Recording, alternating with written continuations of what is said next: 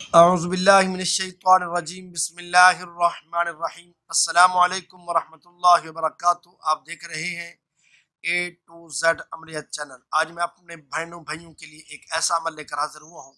जो भी मेरे व्यूवर्स इस अमल को करेंगे तो इंशाअल्लाह अज़ीज़ उनकी अगर औलाद है या फिर उनका कोई मुलाजिम है, नौकर है, जो उनका कहना नहीं मानता बल्कि अपनी मर्जी करता है, उनके कहने के मुताबिक नहीं चलता, या औलाद है फरमाबरदारी नहीं करती, ताबेदारी नहीं करती, कहना नहीं मानती, अगर आप ये वजीफ़ा पढ़ेंगे तो इंशाअल्लाह अज़ीज़ औलाद होगी तो फरमाबरदार होगी, कोई मुलाजिम है तो फिर ताबेदार हो जाएगा। आपने कुरान शरीफ की एक सूरत है सूरत शुअरा, आपने इस सूरत शुअरा को बावुज़ू पढ़ना है और अच्छे तलफ़्फ़ुज़ात और अदायगी के साथ पढ़ना है। इसको बेहतरीन अंदाज में पढ़ना है और इसको पढ़ने के बाद आपने इस पानी पर दम करना है और अपने औलाद है तो उसको पिला दें, अगर मुलाजिम है तो उसको पिला दें। इंशाअल्लाह अज़ीज़ वो दोनों फरमाबरदार और ताबेदार हो जाएंगे।